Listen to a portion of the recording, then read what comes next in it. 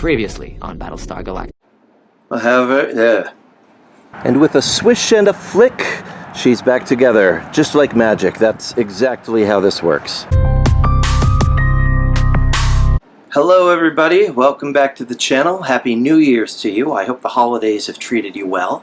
You may have noticed that I haven't done any channel updates or video uploads for the last several weeks. And there's a pretty good reason for that, which is a pretty bad reason. And that is, I got COVID. And I've been fighting that for the past several weeks. Without going into gory detail, it has been rough. Excruciatingly painful, very hard to breathe.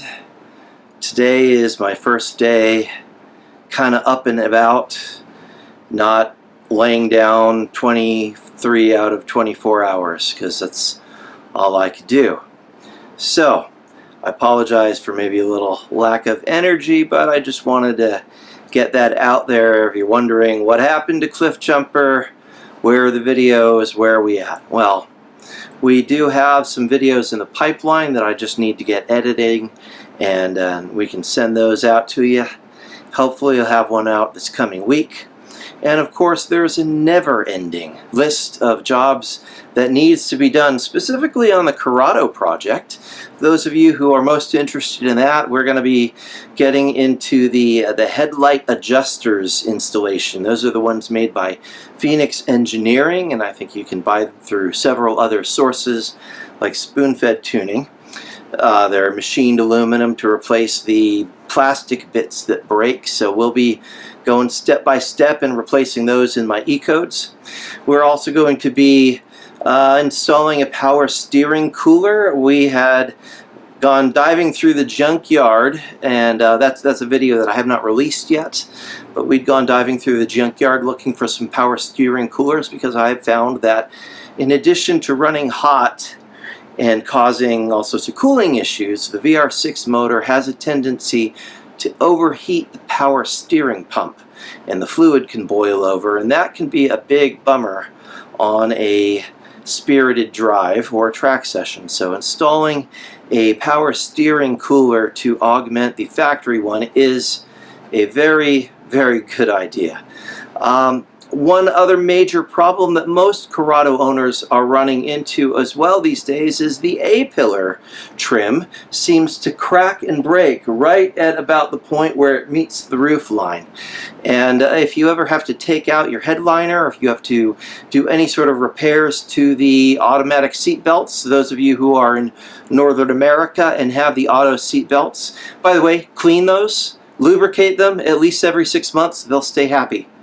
It's really all you have to do. Just lubricate them and they'll stay very happy. We'll get into that too. I just did that with mine.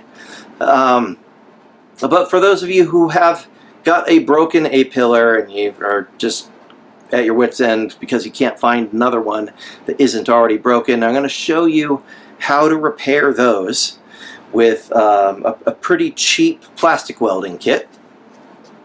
I'm also going to be installing the heated seat elements in my Recaro seats. Originally my car had just the regular North American leather cold weather package, which means I had heated leather seats. But I swapped them out for the Recaro seats, which are also leather, but they didn't have the heater elements in them. I, thanks to one of our local Corrado guys here, sourced a set of the heater elements. We're going to be installing those and getting those up and running. I'm also going to be installing a set of drop plates in the rear suspension. Now these are pretty helpful for those of us who are running coilovers that have lowered the car, let's say more than 2.5 inches. Once you get past that, the geometry of the rear wheel is out of center in relation to the wheel arch, and it'll start to rub on various places on the inner wheel arch. So that can be solved by flaring the wheel arch a little bit, or by cutting out and removing some bits of metal, or maybe taking a shot peen hammer and hammering in some of the fender well, but that can lead to some other problems as well. So really the ideal situation is to use one of these drop plate kits that relocates the factory axle. Just a few millimeters is all it takes and you're good. So we're going to be installing one of those. And being that it's been a few years, my front end alignment bits need some addressing. So the tie rods, the tie rod ends, those are all pretty worn. We're going to be replacing those. I may replace the lower control arms at the same time, even though I just replaced them 5 years ago. So I guess 5 years is a decent amount of time on these things. They do wear, they do dry rot, they do turn bad.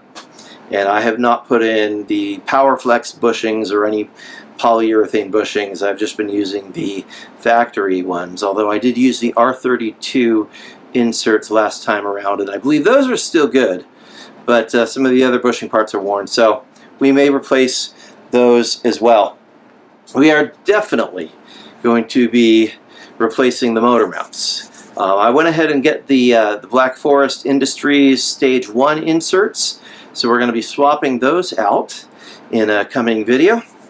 And then there's some small stuff that maybe Corrado owners don't really think about until they have to do it. Like sometimes you look out your back window and your spoiler is wonky one way or the other and go, well, how the heck did that happen? Is my spoiler broken?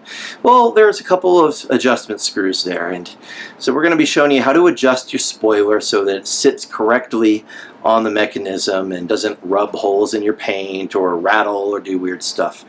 And let's see, probably put some new bushings in our seat adjusters. It's another famous Volkswagen Mark II, Mark I, Mark III problem, is that you'll be driving along and you'll notice that your seat is slowly leaning back farther and farther, and the little adjustment knob, it's got a part in it that wears out. You can replace that part with just a, I think it's a hose washer from Home Depot for a couple of bucks, and it's fairly simple. So we'll be doing that as well. So if you've got a seat that likes to back itself down to recline position while you're driving, this is the fix for that. We'll get to that. And lastly, my cruise control stopped working randomly. I don't know why. So we're going to diagnose, we're going to get into that. It's always worked. I don't see anything wrong physically. This is probably a vacuum hose or something that's just not playing well. But we're going to get into that. So all these things are what we've got coming down the pipeline just specifically for the Corrado project. Of course, we've also got some other projects going on. We've got two Mark IV Jetta 1.8Ts. One of them is more of a long-term project because it's my daughter's car, and well, she's only 14, so she's not going to really be getting behind the wheel of that anytime soon. And it needs a lot of work. So we're going to be continuing to go through that bit by bit here and there over the coming months. We are also going to be getting into my son's Jetta. It's got about 186,000 miles on it now, and the factory suspension is completely worn out. So we're going to be freshening that up with some Bilstein shocks and iBox springs, some new bushings. I'm sure there are plenty of videos out there. I've looked at a few of them myself. Some of them are alright, but there's a lot of those videos. I'm pretty sure it's filmed by some Russian guy, because he doesn't talk at all through the video, and he just does stuff, and that's it. And you're expected to follow along just by, it's kind of like no narration whatsoever. That doesn't really work for me, so I'll go ahead and film the work on that. And let's see, we've also got the Fiat. We're going to start getting into some body and paint on the Fiat. We're also going to be replacing a lot of suspension bits on that. We're rebuilding the carburetor. Actually, I'm going to take the carburetor off and take it to a guy who is apparently just a wizard at rebuilding old vintage carburetors. Hopefully he'll let me film him doing that, and we'll just check that out. But the Fiat carb is original, 48 years old now, and needs a little love. So, and last but not least, of course, we've got the Sequoia, which is, you know, our kind of our urban assault vehicle. And there's always stuff that needs a little bit of mending because it is from 2003. It's a little older, and she's got some age-related issues. So we will get into all of these things this coming year. Thank you for tuning in. Those of you who were already aware of my COVID battle, I'm just going to call for what it is. My whole family got COVID. I got it worst of all.